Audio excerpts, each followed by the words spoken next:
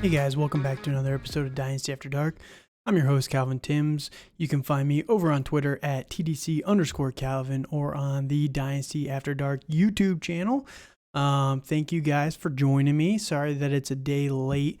One of the benefits of being a dad that they don't really warn you about is that having two kids in daycare is you can get sick literally at any time for any reason, unknown whatsoever. It's just great. Yesterday, I was planning on recording, and I was just out of my mind sick. So that was great. But today, I'm feeling a lot better.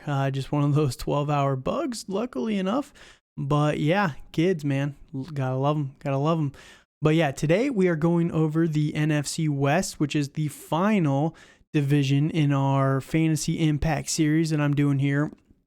And I got to say, I'm excited because one of the things that hasn't been that exciting is recording an hour-long podcast. But honestly, man, when you break it down, you got 4 teams per division, 15 minutes per each team. It's pretty fair, you know. It's hard to get them under 10 minutes to 15 minutes for each team. There's so many fantasy viable options for pretty much every single team in the NFL. So yeah, it's tough, and I'm excited because the content that I'm going to be coming out with next week will not be this long. So yeah, some shorter podcasts are coming, which will be great for me and makes it easier to record. But yeah, thank you guys again for joining me. If you haven't seen them, all the other divisions, this is the final one, but all the other AFC and NFC divisions are out on the YouTube channel or on your favorite streaming service. I think the only one that's not on the podcast form, the audio only version, is I think the NFC or AFC South, one of those two teams, because I, like an idiot, unplugged my microphone halfway through the recording, and I fixed it for the YouTube, but I did not fix it for the podcast. So I had no audio for the entire podcast. So all the other ones you can find out there wherever you're listening. But today I want to get into the NFC West, which might be the most exciting division for fantasy football. And again, we're going over this on Our Lads, the preliminary way too early depth charts that they have over there. And the first team I want to start with is the Arizona Cardinals. And the Cardinals, man, what a season they had last year. Now, the one thing about the Cardinals is everyone loves to hate on this team. They got Cliff Kingsbury a couple years ago. They got Kyler Murray the same year, first overall pick, replacing Josh Rosen as their first round pick the year before. And it's been an interesting cycle for the Cardinals the last couple years.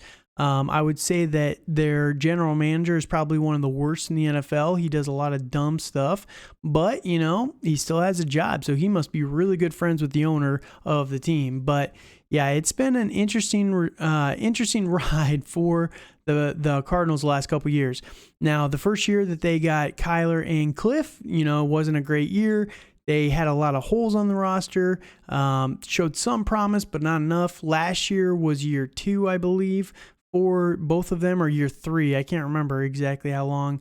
Kyler was 19, so that'd be 19, 20, 21. So this is year 4 for Kyler, which is crazy. They've literally only gone up every single year, but people continue to hate on the Cardinals. So it's kind of confusing, to be honest with you, but, you know, the Cardinals are in an interesting spot right now. So offensively, they are looking pretty good. They have a couple holes, which I'll touch on here shortly, but they've been spending a lot of picks on the defensive side of the ball. They have a few big names that have left the defense in the last couple years, and I don't remember all of them that have left. I think Chandler Jones is one of the biggest ones. He was like probably their best defensive player, but they have been an okay defense that has been slowly getting better and better over the last couple years, especially with all the picks that they've been adding there. But yeah, hopefully they can take a step forward, but what they really need to do is take a step forward on the offensive side of the ball.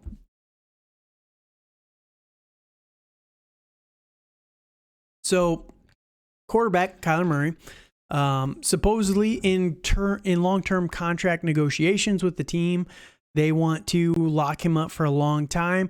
Kyler's been a little bit rocky through the first 3 years of his career. Hopefully this year he'll be able to put it together a little bit more. He's been okay, but the problem with Kyler is just the size limitations that he has, he's never going to be the best passer in the NFL, the most prolific passer, because he's too short. Like, he literally just cannot see the whole field.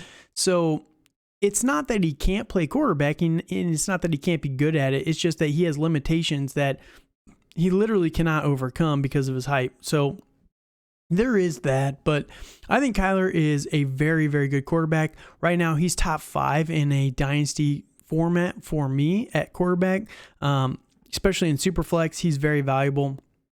Has a very high rushing upside as well. And yeah, he is.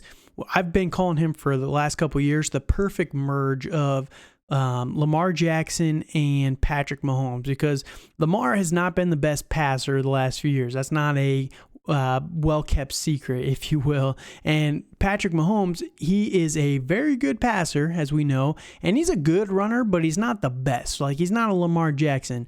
And Lamar Jackson is a very, very good runner, not the best passer, but not bad by any means, right?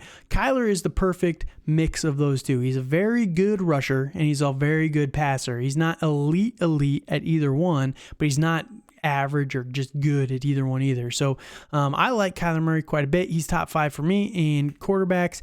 And yeah, if you can get him for cheap because of all the drama that's been happening this offseason, I doubt you can. Any Kyler owner is not going to be selling for cheap. I pretty much can promise you that. There might be one in out of every 100 leagues, but for the most part, you're going to have to pay a decent amount. But if you were able to get him during the whole drama thing where they were talking about moving on from him, there was rumors that he was going to go play baseball, blah, blah, blah. That would be the perfect time to go get someone like Kyler, because he's not going anywhere. You can't just pick up and go play baseball. He would have to start in the minor leagues and work his way up to major leagues, even though he was a first-round pick. It doesn't matter. So, yeah, Kyler's not going to baseball. That's not going to happen. So, yeah, Kyler Murray is going to be in the NFL for a very long time unless there's a catastrophic injury. So, if you can use the leverage of him potentially leaving football because of his displeasure with his contract, sell it to the best of your abilities. But other than that, he's going to be near impossible to get. Now, running back wise, we got James Conner, Darrell Williams, Eno Benjamin. They don't really, I will say the number one favorite dynasty ad by pretty much everyone this offseason is Keontae Ingram, the 6th round pick in this year's draft class. And yeah, when it comes down to the running backs, I literally only want James Conner in this backfield. Eno Benjamin is not really that exciting. I had a little bit of hopes for him after 2020, but they just do not trust him to give him any workload whatsoever. He's been a depth piece even when, Chase Edmonds got injured last year. They still didn't really go with Eno Benjamin at all in any significant carry count. So they just piled more on James Conner's plate. They extended James Conner to a 2-year contract this year for decent money. I think it was 2 years, $14 million. So $7 million for a running back is pretty good money. It's not top end money, but it's solid starter money. It tells me that they really believe in James Conner. They haven't invested much in the running back in the draft, so James Conner is the guy as long as he can stay healthy. Now, Conner has had a little bit of an injury history the last couple years, but it's all been stuff that's not really slowed him down. He's played quite a few games every single year.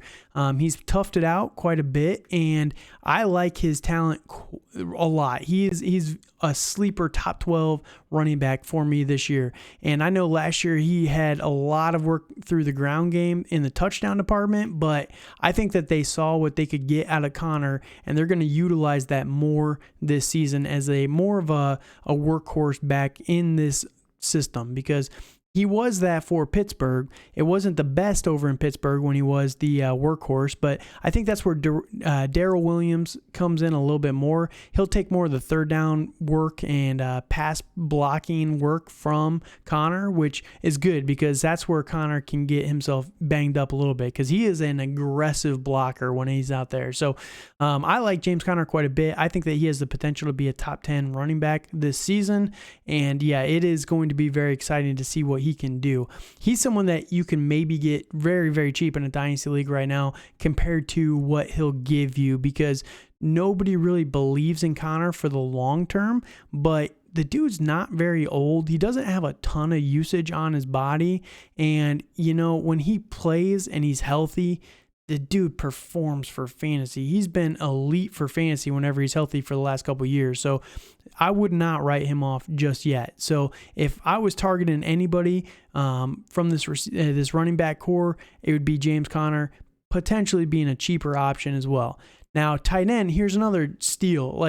It feels like to me, other than Kyler Murray, which is hilarious, all of the Arizona weapons are just massive values for what they're going to be able to give you, because this is a very, very good offense. It's a good offense. It's not the best offense. Cliff Kingsbury, he has his issues. He's not a perfect coach, but they have a good offense. They can move the ball. They score a lot of touchdowns. They get a lot of yards. I don't know what people are really expecting from these players. Zach Ertz right here. He's going to be a top 10 tight end this year for sure, locked in. They just gave him a 3-year contract, I believe, or 2-year contract, same as James Conner. And both of these guys, they have paid them so much money and it's all guaranteed essentially, that they're going to be around. So the usage and the volume that those two players are going to get for what their cost to acquire is, it's just a massive steal in my opinion. So Zach Ertz, tight end here. I really like him. Trey McBride, they took in the second round. Max Williams was on there. People were excited about him, but not really myself.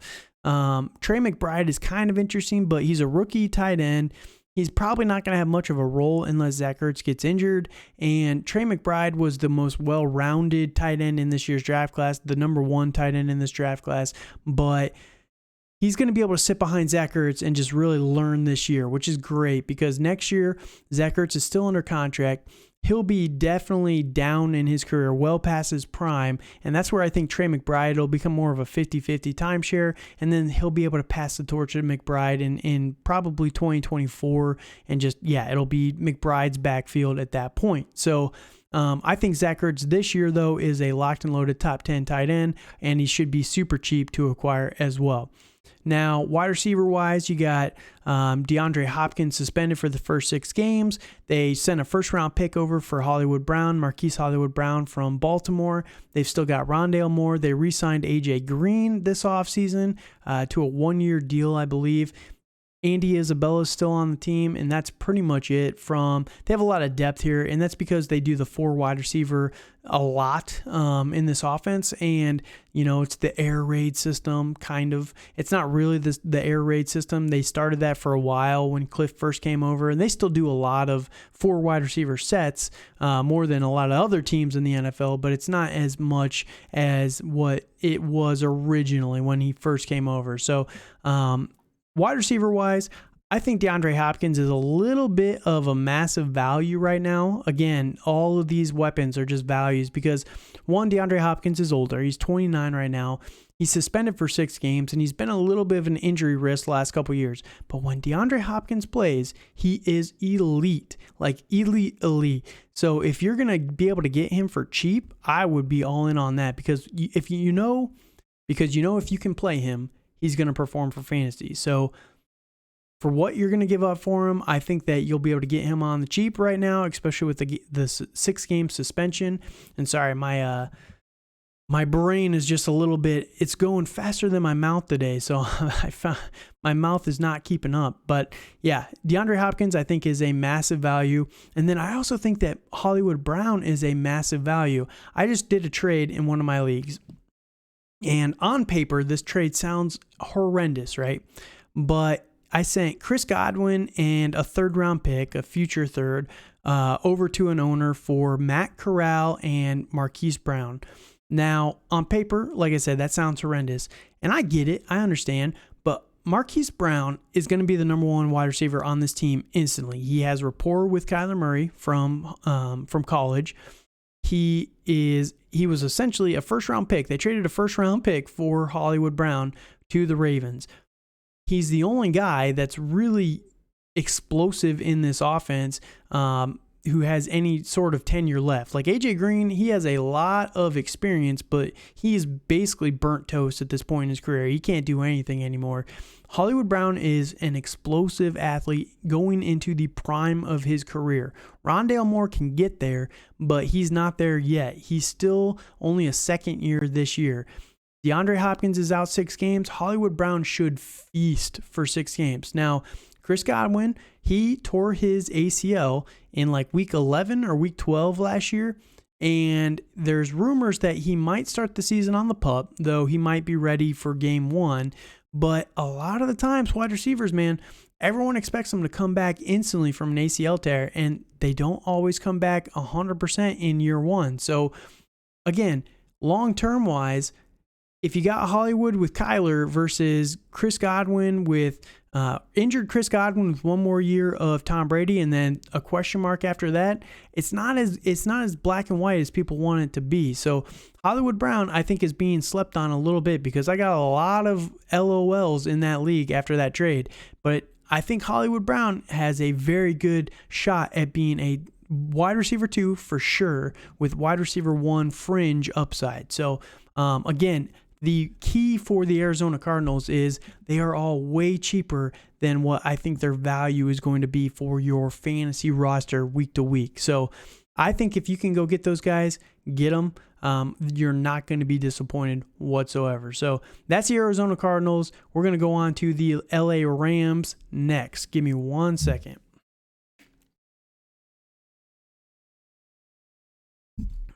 I just got done with a workout.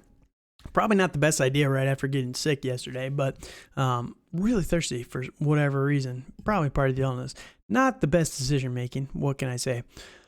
All right, LA Rams. Now, Super Bowl Rams. They won the Super Bowl last year. Congratulations to them. They pretty much have everyone coming back this year, except for they traded Robert Woods over to Tennessee. They bring in Allen Robinson, who was a free agent from Chicago. But the rest of the offense is pretty much the same. Now, they did lose, what's his name? Joe, big dude, the left tackle. Andrew Whitworth. That's who I'm thinking of. I was thinking of Joe Thomas for a second. Andrew Whitworth, the 38-year-old left tackle. They lost him this offseason. He finally retired. So that's a big loss for this offensive line because even at 38, he was better than whoever was behind him, which is a big downgrade there. They took a 3rd-round right guard in this year's draft class, but other than that, they didn't really have many draft picks very high. They had quite a few draft picks in the later rounds, but you can see here that they got a lot of restricted free agents after the draft was over. So, the Rams have been a team for many years now who have a stars and scrubs kind of roster, which is they have a very, very top-heavy roster, and if they lose one of those guys, they are in a lot of trouble. We'll put it that way because they do not have the best depth. Now, they have okay depth. Like, they've got some good players behind these guys, but it's not elite players like what they want and what they need to run their offense and their defense. So the Rams are continuing this top-heavy approach, but at quarterback, we got Matthew Stafford. I am very happy for Matt Stafford. I really am. They traded for him last year from Detroit. Goes on to win the Super Bowl. And there were so many people last year that were hating on Matt Stafford. Oh, he's not that good. He's not that good. He proved everybody wrong, man. Matt Stafford has been one of my favorite quarterbacks for many, many years. And it has hurt my soul what Detroit did to Matt Stafford. He comes into the league. He's a gunslinger, man. Old school, tough it out football. He's injured pretty much every single week, but he goes out there and he chucks it up and he does not care. He is going to play like Brett Favre in his peak, right? But they go to Matt Patricia. They go to these guys who want Matt Stafford to play contained and in a system, and it's just terrible. They neutered Matt Stafford, and then they wonder why they started losing a lot more. Like, Matt Stafford was just fun, and I think Sean McVay got the best out of Matt Stafford last year, and they're going to be able to do it again. They're going to run it back this year. Now, Matt Stafford, I think, is locked and loaded as a top 12 quarterback this year. Even without the rushing upside, he's just going to be very consistent. It's just such an explosive offense. They're getting their number one running back this year. I think Cam Akers, everyone is down on Cam Akers right now because of the playoffs last year. But if you remember, Cam Akers tore his Achilles last, when was it? I think about this time last year, maybe a little bit earlier. I think it was like right around March or April of 2021, right? He rehabs, gets fully healthy, and is able to play in the playoffs of the same season. That is insane.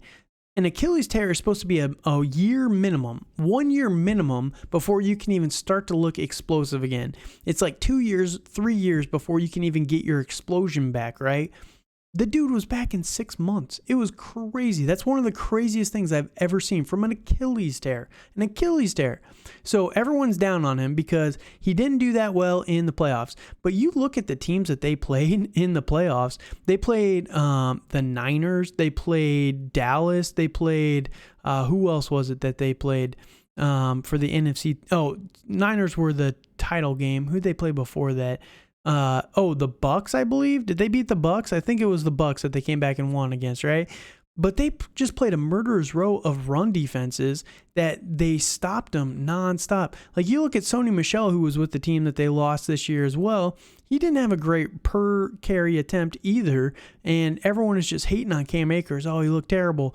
Yeah, he was just not able to get anything going in the running game. It was the best defenses in the NFL. What do you expect? So I think Cam Akers is a massive value as well right now for Dynasty. I think he's like 22 years old. He's a 22-year-old running back coming off an Achilles tear after 6 months. Now we have him a year and a half later.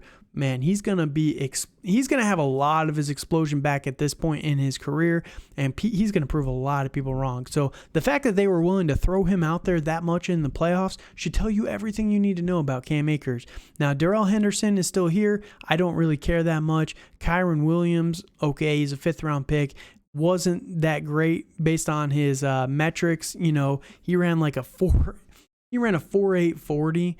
He's over from Notre Dame, I believe. Very good in the passing game, but yeah, he's not really going to be much in my opinion. He's kind of just a depth piece here. Darrell Henderson, is he's kind of interesting, but not really. They refuse to give him the work, and it's been like that for many years now since he was drafted essentially in 2019. So they refuse to give him anything in this offense, and I'm trusting what they're telling me with their usage on the field. They don't want to give him the use, so I'm not going to roster him, basically. If you have him, you can try and sell him. Maybe people are down on Cam Akers, so they'll be higher on Darrell Henderson, but not me. So tight end-wise, we got Tyler Higbee. I'm not that interested. We've had many years now of relevant data. Sean McVay isn't able to utilize the tight end position that I think we want him to for fantasy, which is fine. His system just does not utilize tight ends that much for production. He gets it more from the wide receivers and the running backs, which is fine. But I'm just not going to believe in his tight ends anymore, no matter what, because you can tell me that you're going to use these guys year after year after year, but eventually you can stop peeing in my face and tell me it's raining. You know what I mean? Like, I'm just going to start believing what I see on the field and on the usage versus what you're saying with your mouth. So Tyler Higbee, a lot of people are still really high on Tyler Higbee. I'm not. I don't want him at all because I think he's a trap.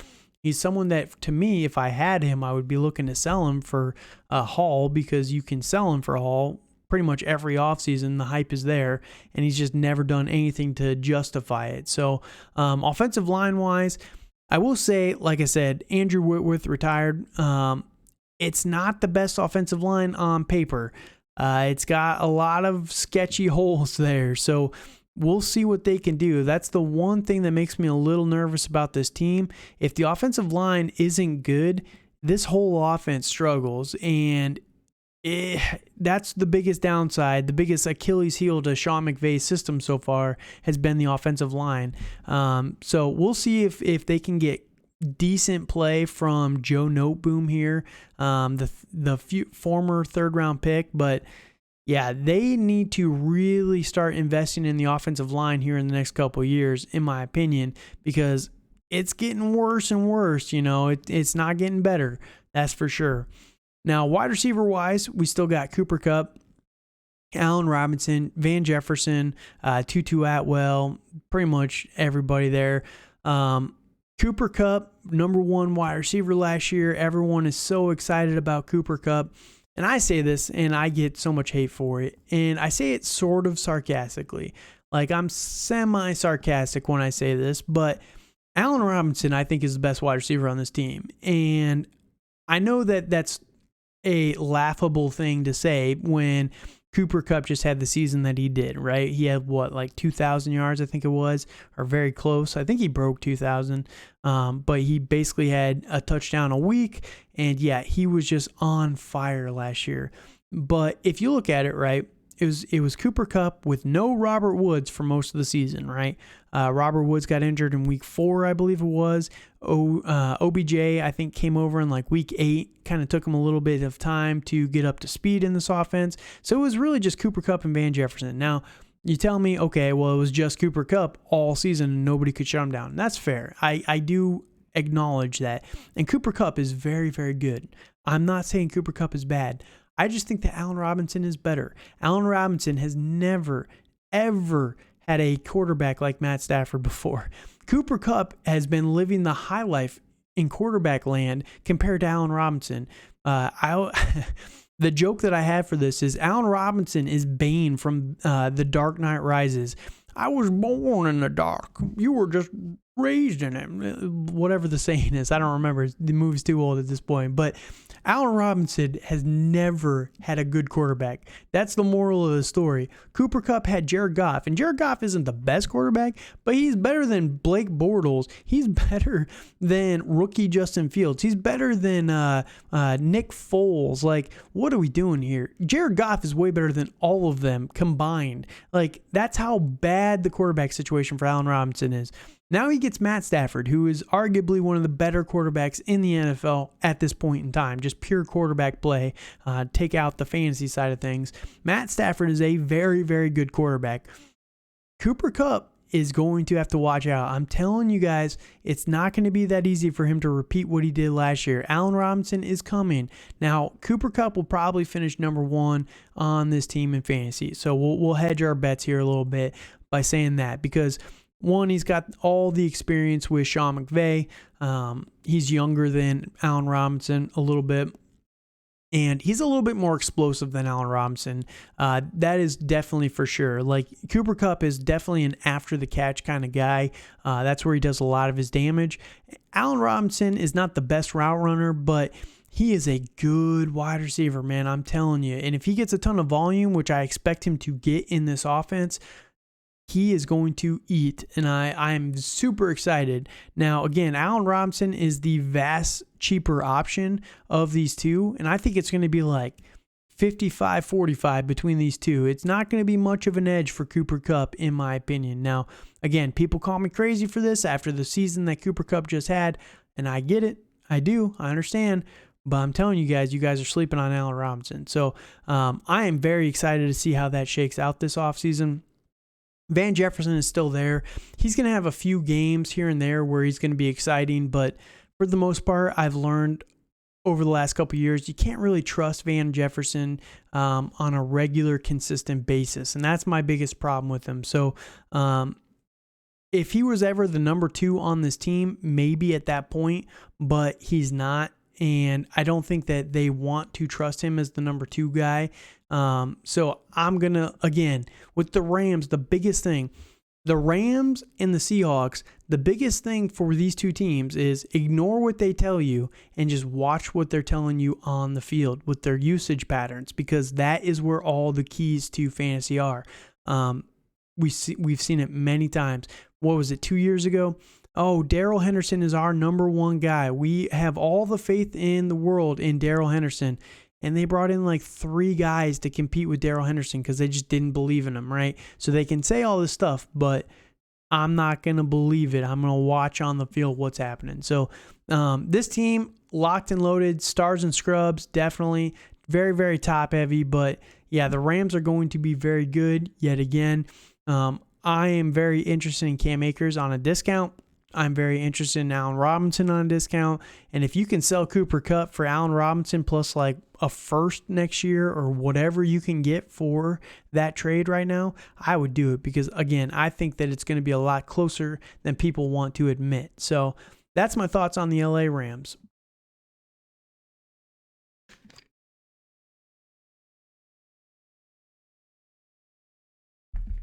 All right, now we got the San Francisco 49ers. Now, this team is, so annoying. So annoying. Now, the reason why they're annoying is because unlike the LA Rams, who try and deceive you, you know, with they say nice flowery things about their teams, about their players and what they want to do with them and everything while they're kind of doing other stuff in the background. San Francisco just outright doesn't tell you, or they lie about it. Like, they straight up lie about it.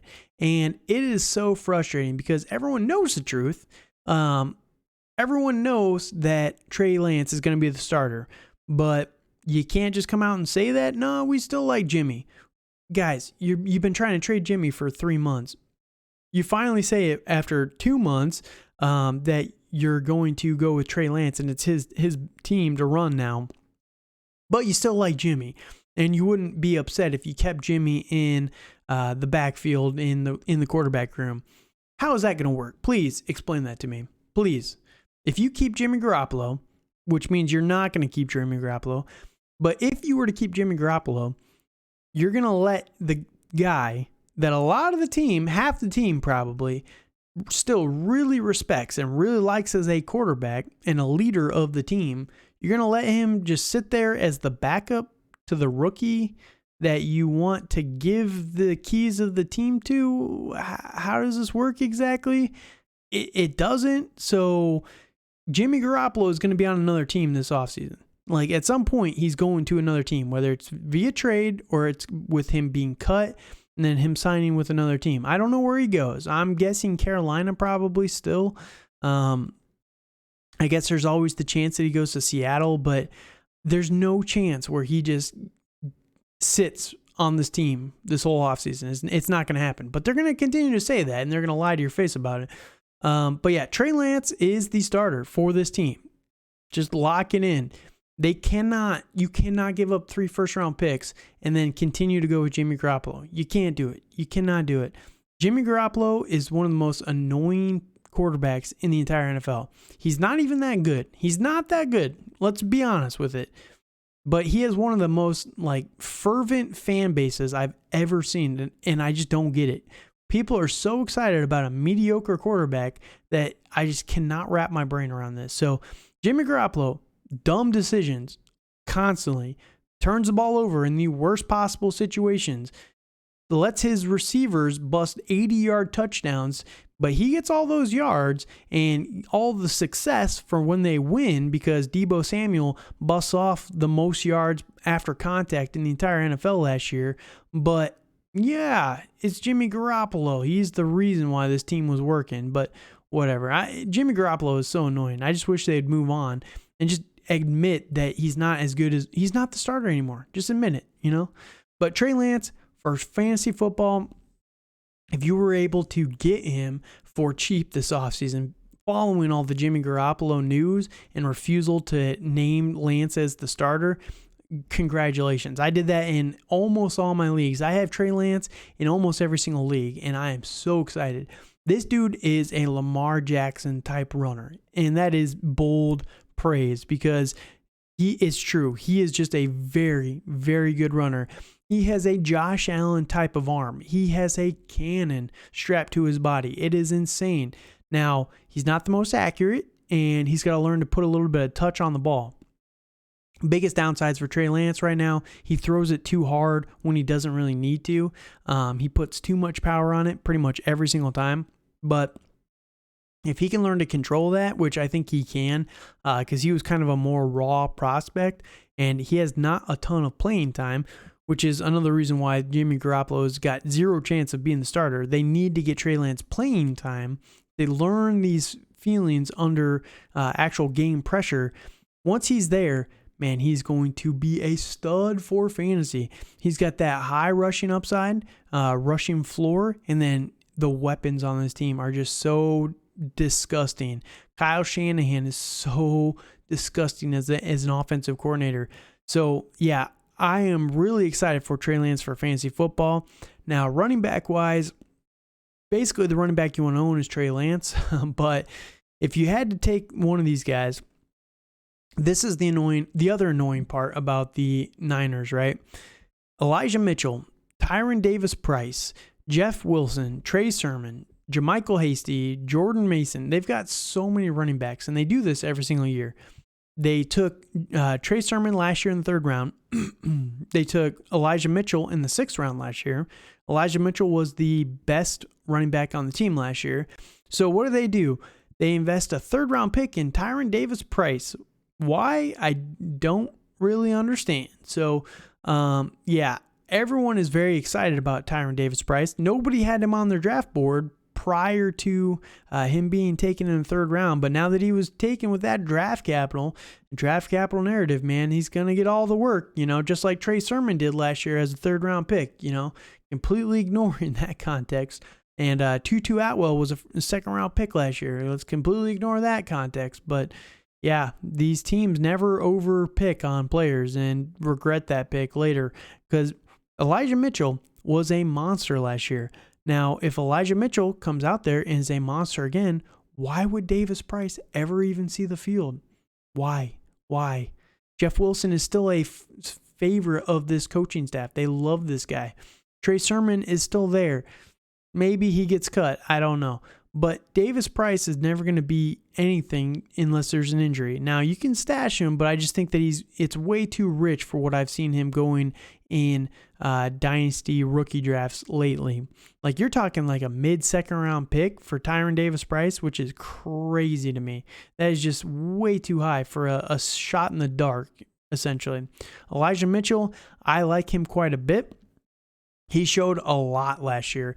And the one thing with Kyle Shanahan is, as long as you show you're willing to buy into his system, he will give you all the carries you can handle, as long as you can stay healthy. So the 2 keys to fantasy success with Kyle Shanahan: 1, staying healthy; 2, buying into the system. And I think Elijah Mitchell has done at least the second one. Can he stay healthy for the whole season? I don't know. So we will find out this year.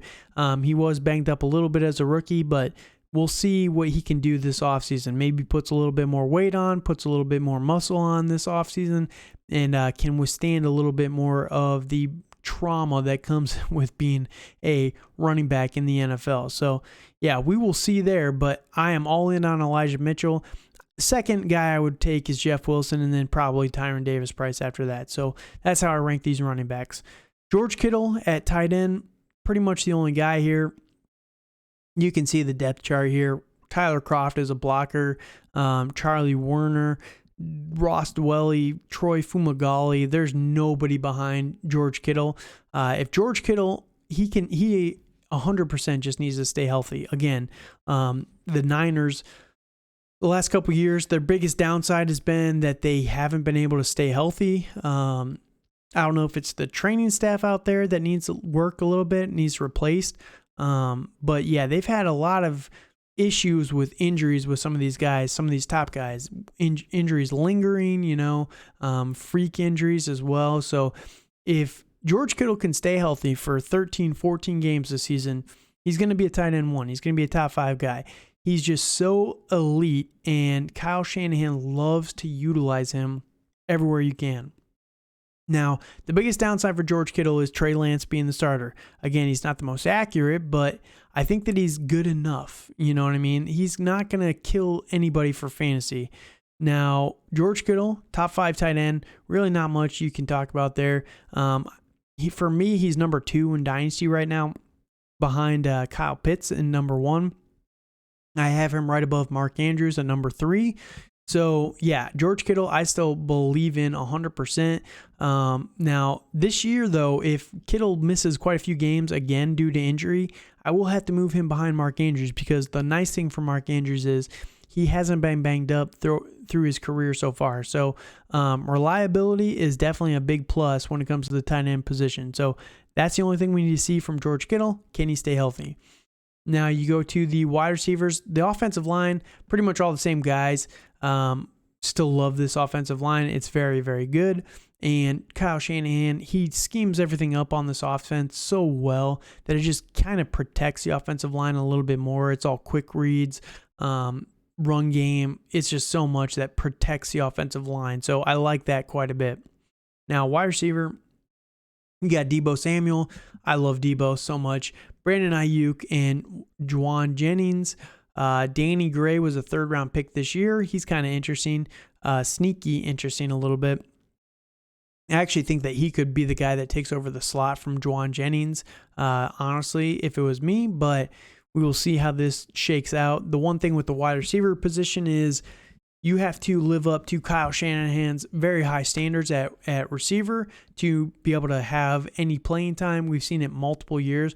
Brandon Ayuk last year started off in the doghouse for whatever reason. He didn't have the best attitude, according to Kyle Shanahan, whatever that means, at wide receiver. Coming off in a very, very electric rookie season. Going into year 2, he didn't have the right attitude, so he didn't get utilized at all for 6 games. What was that? But yeah, I think that wide receiver-wise, Deebo Samuel, still a stud. Brandon Ayuk is kind of going a little bit under the radar compared to some of the other receivers right now. I think that he's a very electric, young wide receiver. He was a first-round pick in 2020, just 2 years ago. He's got 2 years of experience at this point. His rookie year, he was very good. The back half of last year, after he was out of the doghouse, he was very, very good. So I think that there's a lot of upside with Brandon Ayuk. I think that he's a pretty safe wide receiver too. Deebo Samuel, we saw it last year. He was the number 2 wide receiver in the NFL. Now, you take out a lot of the running back usage that he had, and I still think he's top 5 in wide receiver, but it's hard to tell what his actual usage would be at that point, like his fantasy finish would be. But I think that Deebo Samuel, if he can stay healthy, is definitely a wide receiver 1, top 8, top 7 without the running back usage. You keep that in again, you do that for one more year, and it's very possible he takes the number 1 spot this year over Cooper Kupp. So that's the one thing with Deebo. Very, very electric player. He was injured a little bit in his first couple years, but man, year 3, very, very good. This is year 4 for him. He's hoping to get the bag, whether it's with San Francisco or not. If you've been following the offseason, he requested a trade. They didn't do it. We'll see if they try to franchise tag him after the season or if they let him walk. But yeah, it's going to be interesting to see where Deebo eventually ends up, we'll say next year. So, something to watch and think about for Dynasty is that piece right there. But yeah, Deebo Samuel, I love him. I am still mad that the Patriots took N'Keal Harry over Deebo Samuel. Deebo could still be rocking the New England. Man, if Deebo Samuel had been a New England Patriot, I already told my wife I was going to buy a Deebo jersey in the Patriots. Oh, I was so excited, but we didn't take him. Brandon Ayuk, again, I think he's being slept on a little bit. And then Danny Gray, he's a late round stab in your rookie drafts. You're talking like a 4th round pick, and I think that's perfectly fine for him. He could be someone that if he can get on the field, I think that there's potential there. But again, this is a long-term prospect here. After Deebo, let's say Deebo walks. Let's do a little thought experiment here, right? In 2023, Deebo Samuel's a free agent. They don't franchise tag him. They don't sign him to a long-term contract. Let's say he goes somewhere else, Tennessee, for example. Let's say he goes to the Tennessee Titans. Sure, whatever.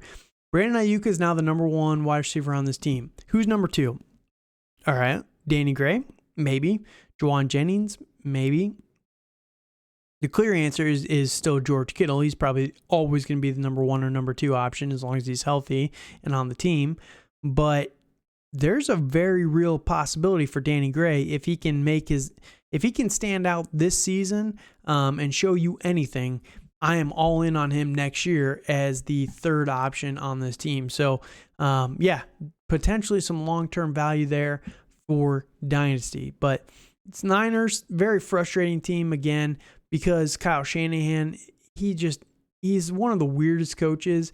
His ego is a little bit too much at times, and that's what annoys me. But yeah, I love these guys. I think Trey Lance is going to be a top 5 quarterback after the season. I think George Kittle's still a top 5 tight end. Elijah Mitchell, possibly a little bit of a steal for a RB1 this season. Debo, top 5 wide receiver. You got that many top 5s in fantasy, and it's looking good for you. So, really like the San Francisco 49ers. Now, that brings us to our last team, which is the Seattle Seahawks. Now, the Seahawks moved on from Russell Wilson this offseason, traded him to Denver. Got quite a few pieces back from Denver in that trade. They got Noah Fant, they got Drew Lock, and they got a couple first-round picks and Shelby Harris. That's the defensive end that they got back from him. This defense is kind of an interesting mashup of players. They kind of added to it a little bit in this year's draft class. Some interesting players, They are definitely trying to get better on the defensive side of the ball. You still got Pete Carroll as the head coach. Shane Waldron is the offensive coordinator. They got a left tackle and probably a starting right tackle in Charles Cross in the first round, Abram Lucas, in the third round. They took Kenneth Walker in the second. And they really tried to add some pieces around this roster, which I really appreciate. The problem is the quarterback situation.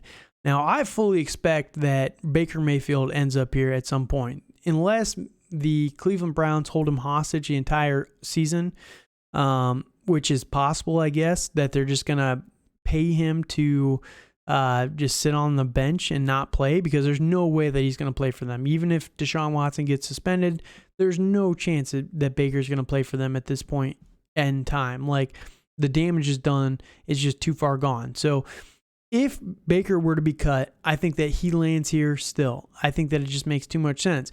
If Baker doesn't get cut, I could still see Jimmy Garoppolo sign in here as well. Jimmy Garoppolo, as much as I dislike him, is probably still better than Geno Smith and Drew Lock.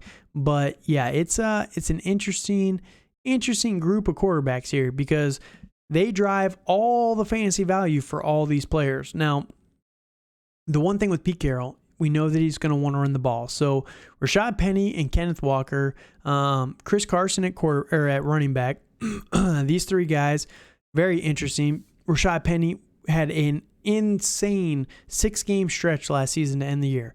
Like, he had what most running backs get in 12 games in 6. Like, he did it in half the time. He had like 600 some yards, 7 touchdowns. It was crazy. It was one of the most electric 6-game stretches from a running back I've ever seen. Problem with Rashad Penny is he is injured almost all the time. Those 6 games was the first 6 games in a row that he's played and been able to handle a heavy workload in his entire career. And he was a first-round pick in 2018. This is year 5 for him. So, he has not been able to do it.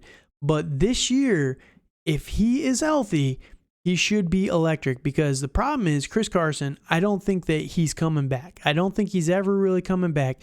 He had a neck injury, and the problem with Chris Carson was he was one of the most aggressive, violent runners out of everybody in the NFL for a couple years there.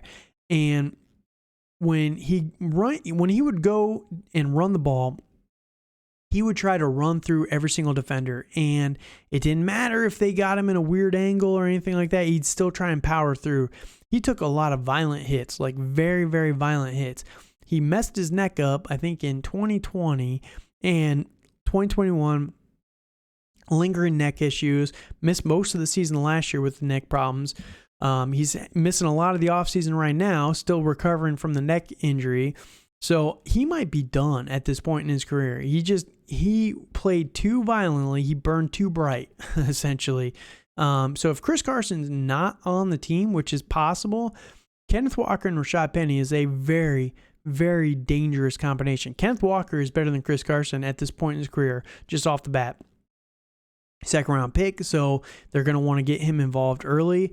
Kenneth Walker, I think, is very interesting. He's a decent pass catcher, but I don't know if these quarterbacks are going to dump off in the passing game too much to either Penny or Walker. We'll have to see, I guess, once we know who the quarterback is. This is going to change a little bit, but at this point, it's tough to say that they're going to have much usage in the passing game. So if they're not going to be utilizing the passing game very much, it's going to be all about the explosiveness on the ground. Now, Kenneth Walker, I think, is a better runner than Breece Hall, who everyone is super excited about as the 101. But Kenneth Walker is basically the 102 in most drafts. Even in Superflex, he's still kind of the 102 right now, consensus. Very, very good runner. His biggest knock was he wasn't as good of a pass catcher as Breece Hall, but it was Michigan. They just didn't utilize the running back in the passing game as much. He does have soft hands, so I really like that. I really like that after this year when Rashad Penny is a free agent and they move on from him. I think that Kenneth Walker, when this is his backfield next year, which Pete Carroll would love to go with a workhorse running back in Kenneth Walker, and he has all the opportunity in the world. So for Dynasty, very exciting. But this year, it might be a little bit of a workup to it. As long as Penny is healthy, it's going to be his backfield. But that doesn't mean much because Penny has not been able to stay consistently healthy. Now, tight end, we got Noah Fant. I like this quite a bit. I still like Noah Fant a lot. He was a 2019 first round pick. So this is year 4 for him. So next year would be his 5th year option, which I'm guessing that Seattle probably picked up when they traded for him. I don't know off the top of my head. So in 2 years' time, Noah Fant could be a free agent and on a new team. But for the next 2 years, we might have to limit our expectations for Noah Fant. There's a very real possibility that he's a top 12 tight end, but kind of fringe tight end 1 to tight end 2. I just don't know if he'll get the volume that he needs to be very good for fantasy. But Noah Fant has shown that he can be explosive when given the opportunity. He's been a little bit banged up over in Denver. Ironically, the best quarterback that he was going to get over in Denver happened to be in the trade that he was in. So that's very unfortunate. But we will see what happens. If it is Baker, this gets very exciting. Noah Fant could be a massive steal in drafts right now or in your leagues because let's say, again, another thought experiment for you, right? Let's say that Baker gets cut from the Cleveland Browns. Let's say he comes over to the Seattle Seahawks and it instantly just slots into as the starting quarterback. Baker will target the tight end quite a bit, and we know that. We've seen that through his career. So Noah Fant instantly jumps up in your rankings a little bit there, and you're going to get him for much cheaper than what he's going to be worth. So just take that into account this offseason. Now, wide receiver-wise, you still got Tyler Metcalf, there you go, and DK Lockett. No, DK Metcalf and Tyler Lockett. Other than that, there's really nobody else that I'm excited about. D. Eskridge is the only other one that's kind of interesting. Second-round pick last year. Definitely still coming up in the NFL. He's got to learn a little bit more. But the problem is I don't think that both Tyler Lockett and DK Metcalf, Geno Smith and Drew Lock are not going to be able to sustain 2 fantasy viable wide receivers, let alone 3. So as long as one of these guys is the quarterback, there's no world. But if Baker comes in, there's a possibility that 2 guys could be fantasy viable, probably not 3. So Baker would be the best case scenario for these 2 receivers. Without him, though, let's say that they do keep Geno or they do keep Drew Lock, DK Metcalf is the one that I would rather have. We saw it last year when Russ was out injured with the hand injury. Geno Smith just targeted the ever-loving hell out of DK Metcalf in those games that he missed. And I think that Tyler Lockett is the biggest he's the biggest impact on the viability for fantasy because Tyler Lockett has a weird brain mesh with Russell Wilson that you just cannot replicate. and I don't think that he's going to be able to get that with one of these other two guys. So I still like the talent of Tyler Lockett, but I just don't think he's going to get the volume, and he's not going to be able to extend the plays like he was with Russell Wilson. So DK Metcalf is the guy I want to own. DK Metcalf is kind of interesting. You have to feel around in your league what the DK owner thinks on him, because I've seen it kind of both ways. Some people like DK still as a top 5 dynasty wide receiver. Some people are kind of out on him. They have him like as a wide receiver 2 in dynasty, or even later. So it really depends on the owner and the league you're in. But send out some feeler offers on DK Metcalf, because I still love the talent for DK. This is year 4 for him. He's a free agent, I think, after this season. So, it's possible that Seattle brings him back, but I think he said he doesn't really want to come back here after his contract's over. And DK Metcalf is a very explosive wide receiver. Like, if he goes to any other team that needs a wide receiver badly, he instantly slots in as the number 1 guy. So imagine him over in Tennessee. Like, I've been talking about that with whoever it was, Deebo Samuel, but imagine DK Metcalf and Treylon Burks is the number 1 and number 2 in that offense. That would be disgusting. Like, that's just a nasty size combination there. But yeah, or imagine DK Metcalf over in Atlanta with Drake London and Kyle Pitts. Oh my goodness, that'd be the perfect solution for Bryce Young next year. So yeah, DK Metcalf I think is a definite value this year for fantasy football, and he's definitely still personally, I still have him as a top 5 dynasty wide receiver. He's just so young. He's such a freak athlete, and it's not his fault that he doesn't have a good quarterback. So I'm not selling him for a discount. I'm trying to get him on a discount if you can in your league. So like I said, send some feelers out on him. I don't really know what to expect. It all depends on your league setting. So that is the NFC West. Now, we're looking right at 56 minutes, so, right on average. I was hoping to be a little bit quicker, but again, thank you guys so much for listening to these Fantasy Impact series. I'm excited for some of the other content that I have coming here in the next couple weeks. One of the pieces that I do have coming out is a Rate My Roster breakdown that I want to be putting up on the YouTubes. It's going to be going through the strengths, the weaknesses of viewers' rosters. If you send them over to me, I'll type them up and I'll kind of record those and share those. But yeah, something that I'm really excited about.